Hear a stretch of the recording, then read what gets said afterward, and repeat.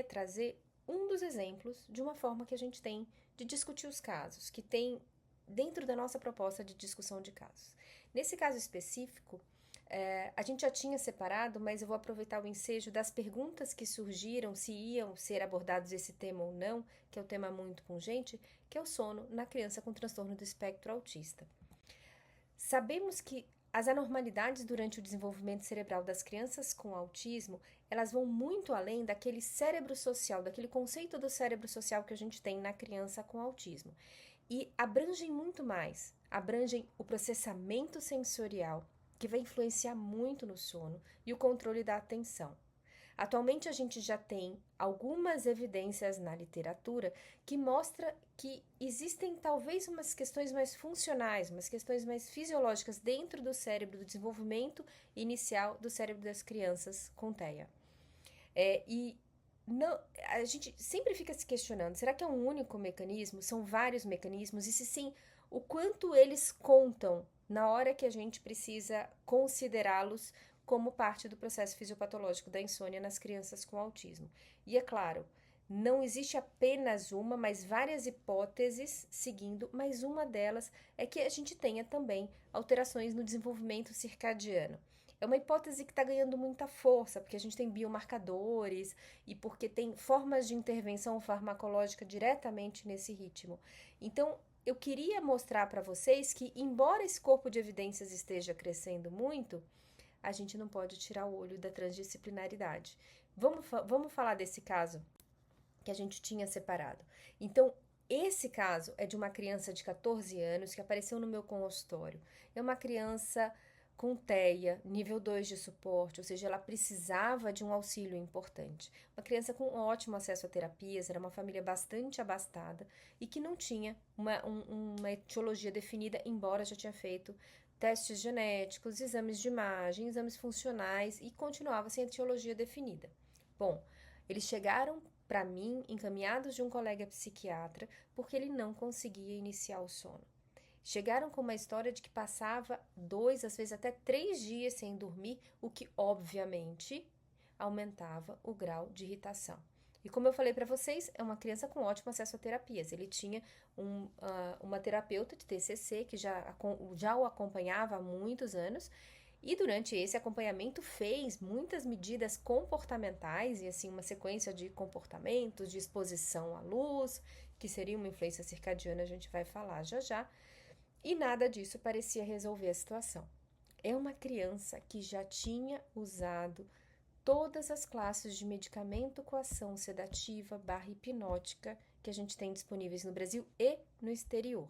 Então já usou aripiprazol, risperidona, benzo, trazodona, zolpidem, antidepressivos tricíclicos e nada disso parecia fazer muito efeito, além daqueles primeiros dias que a gente sabe, fazia meio que uma lua de mel da droga e aquele efeito passava, aquele efeito sedativo passava e ele não funcionava mais.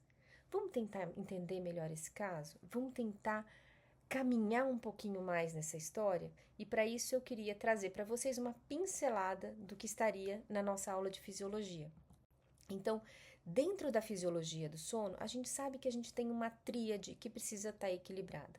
Essa tríade são dos elementos circadianos, que é tudo aquilo que gira a cada circadia, a cada 24 horas. Então, liberações hormonais, exposição luminosas, são os nossos ciclos. O sono é um ciclo circadiano, que ele gira a cada 24 horas, o sono-vigília. Tem vários elementos dentro desse metabolismo circadiano. E ele precisa ser equilibrado com um fator que a gente sabe já muito bem da literatura, chamado fator homeostático, que é o cansaço. A gente cansa durante o dia, precisa compensar à noite. E isso uma das representações disso é através da quantidade de adenosina, ou seja, o metabólito do ATP, né, adenosina trifosfato, e ela é irritante para o cérebro, e aí faz com que o cérebro precise dormir. Mas esse mecanismo fisiológico muito intrínseco, ele também é dependente de um componente comportamental. E como é que esse mecanismo se equilibra? Ele se equilibra aumentando cada vez mais a nossa quantidade de processo homeostático de cansaço, enquanto o nosso corpo vai ciclando. Tudo bem? tudo ótimo. Então, esse equilíbrio faz com que quando a gente atinja o limiar para sono, né, o limiar de sono, a gente durma, recompense o processo homeostático e nossa ciclagem circadiana metabólica continua acontecendo. Acontece, vamos trazer isso para o nosso caso? Vamos trazer para esse nosso paciente? Esse nosso paciente, por exemplo, passava às vezes várias noites sem dormir. E o que acontece? Eu mexo somente no processo homeostático? Será que eu mexo apenas no cansaço, né? Que esse cansaço foi, não compensei o cansaço e ele foi aumentando. Mas tudo bem, eu posso zerar meu dia na hora que eu dormir. Então, vamos dizer que ele ficava 2 noites sem dormir. Na terceira noite ele zerava, se compensava. Só que isso, aparentemente, se eu resolvesse isso, eu resolveria tudo, mas eu quebrei a minha ciclicidade. Aquela base do metabolismo circadiano, aquela base do metabolismo cíclico foi quebrada ao mesmo tempo. Então, mesmo que eu tivesse um problema simplesmente homeostático, de gasto energético, eu não teria um problema circadiano? Eu também teria um problema circadiano. E aqui entra um contexto maior. Eu estou diante de um paciente que, embora tenha 14 anos, ele tem transtorno do espectro autista. E o que vai acontecer nesse caso? Ele vai ter uma dificuldade de comunicação. Mais ainda, ele vai ter dificuldade de entender a sensação que ele tem. E essa dificuldade de passar para a gente, porque ele também tem uma dificuldade de percepção. Essa percepção também pode estar alterada. É como nos mostra esse gráfico que eu acho muito interessante para vocês entenderem essa dimensão. Então, se eu tenho uma criança dentro do espectro ou que tem uma alteração genética com um risco gênico de estar aqui dentro, eu posso ter também uma disfunção sináptica. Essa disfunção sináptica vai levar a uma alteração de conectividade sináptica e circuitaria neuronal que pode me levar ao distúrbio do sono. Então, aquela parte metabólica se amplia um pouquinho mais quando eu estou falando da criança com TEA. Mais um ponto que é muito importante. Esse trabalho é extremamente interessante ao mostrar que as crianças têm, como vocês podem ver, esse aumento aqui, cada aumento desse é a pressão absoluta de sono de ondas lentas. Sono de ondas lentas é um subtipo de sono que faz com que a gente compense o fator homeostático. Então, numa criança normal, eu tenho uma pressão grande de sono que baixa, pressão grande de sono que baixa. Vocês vão vendo que essas curvas vão baixando ao longo da noite, né? Então, isso aqui são as horas de sono no eixo horizontal. A criança com TEA tem uma pressão diminuída, ou seja, aquele fator homeostático que eu tinha de cansaço, ele não é tão robusto na criança com TEA. As minhas sensações e a minha circuitaria neuronal também não. O que vai fazer? Vai fazer com que fisiologicamente eu tenha menos sinais, eu tenha aquele sistema normal que pode não estar muito tão bem azeitado quanto numa criança que não tivesse TEA. Entrando no que a gente falou na nossa sessão anterior, que a Ila citou muito bem, e aliás eu recomendo muito, eu vou mandar para vocês esse artigo também da Sleep Medicine Reviews, que é uma revisão muito bonita, feita por duas autoras que a gente gosta bastante e é muito interessante. Foi exatamente isso que ela falou para vocês, e aqui a gente exemplificando, do macrosistema, do mesosistema e do microsistema. Então, vamos tentar aplicar nesse nosso paciente. Então, nesse paciente especificamente, todos esses fatores mais amplos socioculturais. Então, o pai dele, eu vou entrar aqui agora, o pai dele achava que só dormia com remédio, porque o pai só dormia com remédio há muito tempo. Ele era um empresário super bem sucedido e já há muitos anos só dormia com remédio. Então, ele não acreditava que qualquer coisa de comportamento fosse influenciar. E no meio dele, todas as pessoas também achavam. Socioculturalmente ali, não era só de família, que eu já estou entrando na bolinha de baixo, mas era mais amplo. Ninguém acreditava, nem os terapeutas que acompanhavam ele acreditavam que aquilo ali ia sair com remédio, que aquilo a gente ia fazer alguma diferença com remédio. E a gente tem um fator aqui muito importante, que é um fator individual. É o fator individual que a própria criança já tinha se habituado a um sistema diferente que já eu vou contar para vocês. Então, independente dele ter ou não ter uma crença, Ele já tinha um hábito, ele já tinha dentro disso, tudo dele, intrínseco dele, ele já sabia que ele não iria dormir naquela condição. Ele já se colocava numa condição de que ele não iria dormir.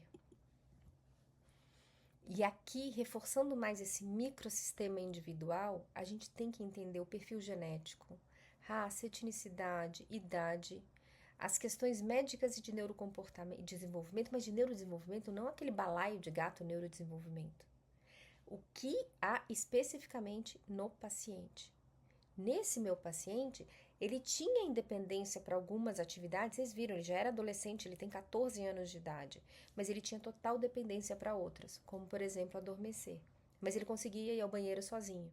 Ou seja, isso tudo precisa ser considerado quando você vai tentar uma intervenção que requer independência ou não. O temperamento do paciente e, inclusive, uma coisa que passa muito batida, o cronotipo, se ele é mais vespertino, se ele é mais matutino. Então, aqui é só um exemplo, né, de como elas organizaram nesse artigo, mas que a gente estrutura isso dentro da nossa entrevista, dentro da nossa anamnese, dentro da visão de dimensões e essa visão das dimensões para a gente aplicar na nossa prática. Tem uma tabela interessante nesse artigo que eu gosto bastante de usar, porque ela integra isso que a gente está falando agora, não da parte somente comportamento, saúde, mas olhando para o ponto de vista de saúde infantil, saúde pediátrica. Então, por exemplo, se a gente tem um domínio dentro do sono de satisfação e qualidade, de alerta, de tempo, de horário, né? De eficiência do sono, de duração do sono, de comportamentos, então são domínios que a gente costuma perguntar na entrevista. Mas uma amplitude maior ganhou com alguns artigos e vem ganhando mais força de a gente entrar um pouco mais a fundo desse, o sono é bom ou o sono é ruim? É joinha? É assim? Tá assim? Então a gente aprofundar um pouquinho mais. Então pensar nisso daqui como uma habilidade da manutenção da vigília e de um estado atento. E etc. E passando por todos eles. Mas o mais interessante é que junto disso a gente precisa considerar todo o lado pediátrico. Então, nesse ponto, isso daqui tem que levar em consideração grau de desenvolvimento, idade, se ele precisa, se esse relato que está sendo dado vai ser ou não ser confiado por quem coloca, por quem não coloca, exatamente aquilo que a gente falou na nossa sessão juntos. E, aliás, tudo isso daqui, passando isso para cada caso a ser considerado. Então, é muito importante a gente enxergar dessa forma ampla e essa análise que a gente quer trazer para cada caso. É essa análise, esse exemplo e esse tipo de material que é importante que quem está conduzindo o caso tenha conhecimento, tenha acesso a como esmiuçar isso, a como aplicar. Não é apenas um, são vários que vão falar sobre os assuntos relacionados ao sono e integrá-los em cada caso, em cada condução, realmente é o nosso objetivo.